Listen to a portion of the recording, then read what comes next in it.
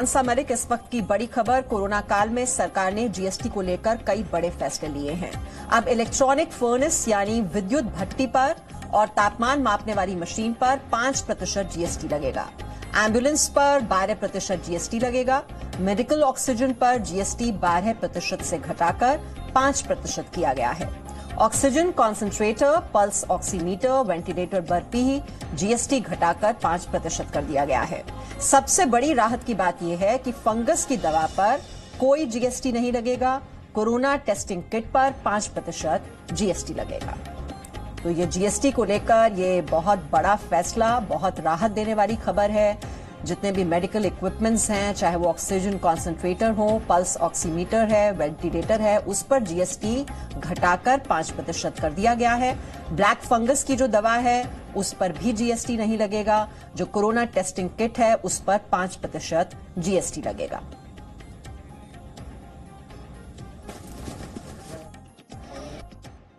GOM had recommended at one level.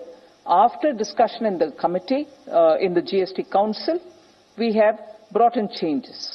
They are particularly one item which is the furnaces, the electric furnaces which are used in the crematoriums.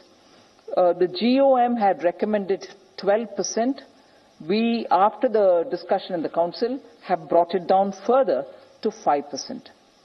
Then temperature checking equipments, the GOM recommended 18%. After discussion in the Council today, we are bringing it down to 5%. Enduring asset for the hospitals, even with depreciating value, nevertheless, we thought even ambulances should be brought down. So the GOM's recommendation of 28 for the ambulance has been brought down to 12%.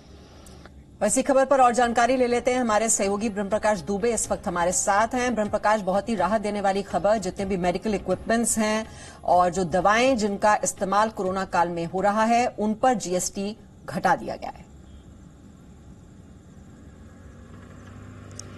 बिल्कुल मीमांसा, देखिए GST council की 44वीं बैठक में ये महत्वपूर्ण निर्णय लिए गए हैं। मेडिसिन पर जो लगने वाला टैक्स है उसको 5% कर दिया गया है, यानी जिस पर 12% था वो उसको 5% किया गया है। और दो महत्वपूर्ण मेडिसिन हैं जिनका ज्यादा उपयोग होता है उन पर 0% कर दिया गया है, यानी उन पर कोई जीएसटी नहीं लगेगा। और सबसे महत्वपूर्ण बात यह है कि इसमें बैठक में यह भी निर्णय किया गया है कि स्वास्थ्य मंत्रालय की तरफ से जो भी कोविड प्रोटोकॉल के तहत जो दवाइयां रिकमेंड की जाती हैं उन पर भी जो है जीएसटी वो 5% ही लगेगा, चाहे भले ही उस पर कितना ही जीएसटी पहले से लग रहा हो। तो इसमें एक बड़ी राहत कोरोना के मरीजों के लिए मिलेगी, इलाज सस्ता होगा उनके लिए। और दूसरी महत्वपूर्ण बात यह है कि ऑक्सीजन और उससे संबंधित जो भी इक्विपमेंट्स हैं उन पर भी जो है जीएसटी घटाया गया है, 5% किया गया है। इसके अलावा टेस्टिंग किट और जो भी मशीन्स हैं उन पर भी जो है जीएसटी घटाया गया है, 12% से 5% किया गया है। यानी आप अगर सीधे तौर पर कहें कि जिन पर 12% था जीएसटी उसको घटाकर 5% कर दिया गया है, और दो मेडिसिन पर जिन पर 5% पहले से था उसको 0 कर दिया गया है। तो इससे बड़ी राहत कह सकती हैं, क्योंकि कोरोना अभी भी खत्म नहीं हुआ है। बड़े पैमाने पर अभी भी प्रभावित लोग हैं। देखिए 12 लाख से ज्यादा एक्टिव मरीज हैं देश में, अभी भी इलाज चल रहा है और हर दिन 80,000 से ज्यादा केस आ रहे हैं। तो अभी भी जरूरत थी लोगों के लिए कि कोरोना का इलाज सस्ता हो, लिहाजा केंद्र सरकार की तरफ से जीएसटी काउंसिल में एक ये बड़ा फैसला लिया गया है जिसका लोगों को फायदा मिलेगा। खासतौर से जो कोरोना के मरीज हैं उनको इलाज में राहत मिलेगी। मीमांसा जी, लोगों के लिए तो राहत की ये खबर है ही, और जो विपक्षी दलों की ओर से जो मांग हो रही थी लगातार कि जीएसटी नहीं लगना चाहिए मेडिकल इक्विपमेंट्स पर और जो दवाइयों का इस्तेमाल वो बहुत ज्यादा महंगी हैं, तो वो जो अब विरोधी सुर हैं वो भी अब शांत जरूर हो जाएंगे ब्रह्म इसके बाद।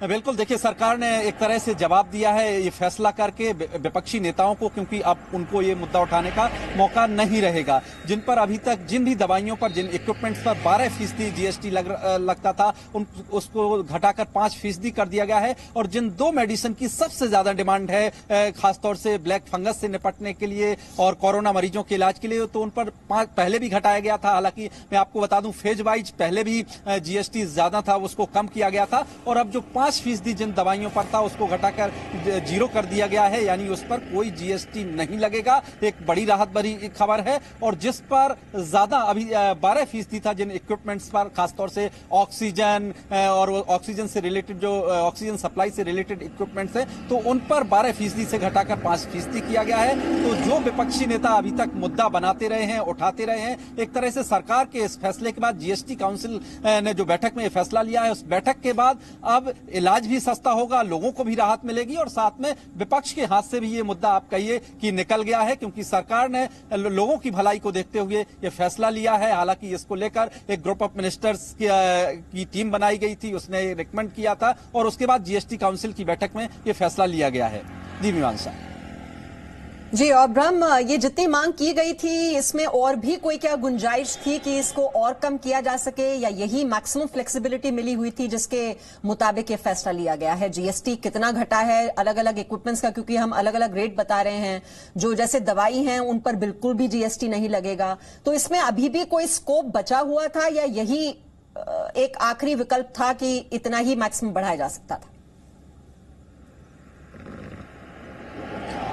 देखिए मीमांसा, इसके पहले मैं आपको बता दूं कि फेज वाइज मैनर में जीएसटी कम किया गया है। पहले जब 18% लगता था तो उसको कम करके 12% पे किया गया था, और अब जिन पर 12% लग रहा था उसको घटाकर 5% किया गया है। इसके लिए जैसा वित्त मंत्री ने भी बताया कि इसके लिए मंत्रियों के एक समूह का गठन किया गया था और उसने इस पर विचार किया, उसने अपनी सिफारिशें दी और उसके बाद जीएसटी काउंसिल में ये फैसला लिया गया। यानी इस पर पूरी तरह से अध्ययन करने के बाद, क्योंकि जो मंत्रियों का समूह होता है, देखिए हर राज्य का मंत्री इसमें शामिल होता है जीएसटी काउंसिल में और हर राज्य के अधिकारी शामिल होते हैं, तो तमाम राज्यों के साथ विचार विमर्श के बाद ये फैसला लिया गया है जीएसटी काउंसिल में।